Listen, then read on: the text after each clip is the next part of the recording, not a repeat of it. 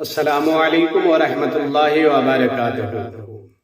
تو آئیے ایک پیارا سا واقعہ سنتے ہیں۔ حضرت سیدنا معروف کرخی رضی اللہ تعالی عنہ فرماتے ہیں کہ ایک مرتبہ میں دوران سفر تھا اور میں ایک وادی میں پہنچ گیا جہاں پر میں نے دیکھا کہ ایک نوجوان تنہا کھڑا تھا جس کے پاس کوئی چیز نہیں تھی سوائے اس کے کپڑے کے جو اس کے جسم پر تھا۔ ہم اس نوجوان کے قریب گئے اور سلام کیا تو اس نے سلام کا جواب دیا۔ میں نے کہا اے بندے خدا تو کہاں جا رہا ہے؟ تو اس نوجوان نے کہا کہ مجھے نہیں معلوم کہ میں کہاں جا رہا ہوں۔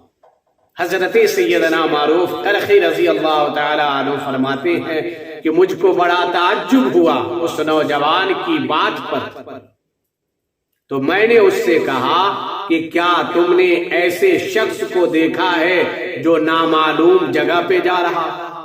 تو اس نوجوان نے کہا کہ ہاں انہی میں سے میں ایک ہوں۔ حضرت سیدنا معروف کرخی رضی اللہ تعالی عنہ کہتے ہیں کہ اس کے بعد پھر میں نے کہا کہ آخر تیرا قصد کیا ہے، تیرا ارادہ کیا ہے اور کس طرف جانا چاہتا ہے؟ تو اس بندے خدا نے کہا کہ اس مرتبہ میرا قصد مکہ کا ہے۔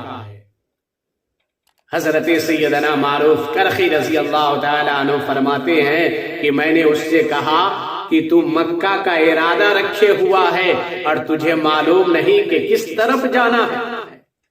تو اس بندے خدا نے کہا کہ ہاں مجھے معلوم ہے، ایسا معاملہ بارہا میرے ساتھ پیش آتا ہے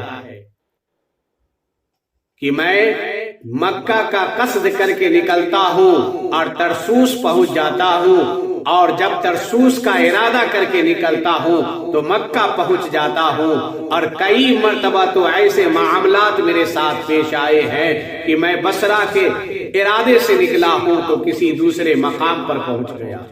ایسے معاملات میرے ساتھ پیش آتے رہتے ہیں۔ حضرت سیدنا معروف کرخی رضی اللہ تعالی عنہ کہتے ہیں کہ اس کے بعد میں نے اس بندے خدا سے کہا کہ اے بندے خدا یہ تو بتا کہ تیرے کھانے پینے کا انتظام کس طرح سے ہوتا ہے اور کہاں سے ہوتا ہے، تو کھاتا پیتا کہاں سے؟ تو اس بندے خدا نے کہا کہ کھانے کی ذمہ داری ایک کریم کے ذمہ کرم پر چھوڑ رکھا ہے۔ وہ جب مجھے کھلانا چاہتا ہے تو کھانا سامنے موجود نہ رہنے کے باوجود بھی میں شکم سیر ہو جاتا ہوں، اور جب وہ مجھے بھوکا رکھنا چاہتا ہے تو کھانا موجود رہنے کے باوجود بھی میں بھوکا ہی رہتا ہوں۔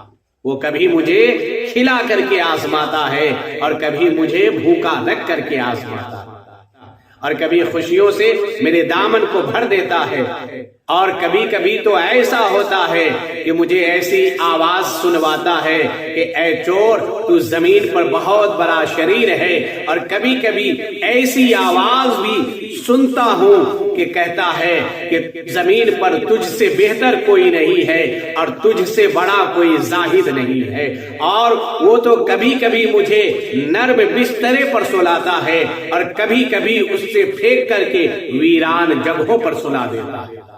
حضرت سیدنا معروف کرخی رضی اللہ تعالی عنہ کہتے ہیں کہ میں نے اس بندے خدا سے کہا اے بندے خدا تو یہ کس کی باتیں کر رہا ہے، کس کی گفتگو کر رہا ہے؟ تو اس بندے خدا نے کہا اس رب کائنات کی بات کر رہا ہوں، اس رب قدیر کی گفتگو کر رہا ہوں جو مجھے ایسے سمندر میں ڈال دیا ہے جس کا نہ گوشہ ہے نہ کنارہ۔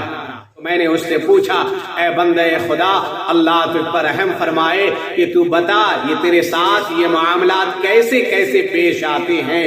اتنا کہنے کے بعد وہ رونے لگا اور اس کے رونے نے مجھے بھی رلا دیا اور مجھے اس پر ترس آ گیا۔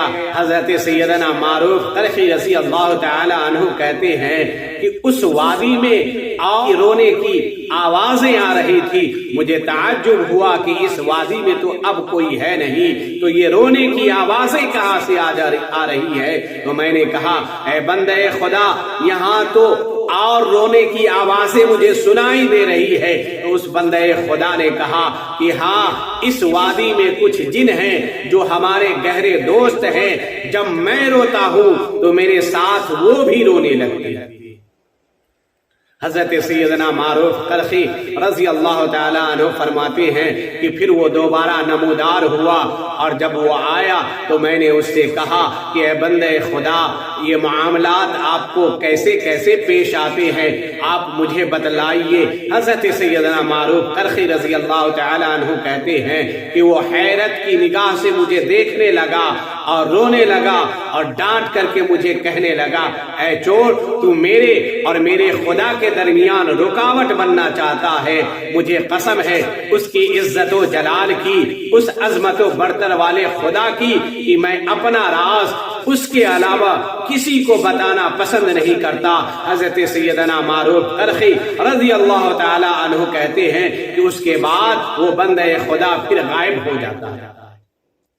اللہ رب العزت اپنے بندے کو کیسے کیسے صفات سے متصف فرماتا ہے اور ان پر اپنی رحمتیں نچھاور فرماتا ہے اور ان کے درجات کو بلند فرماتا ہے۔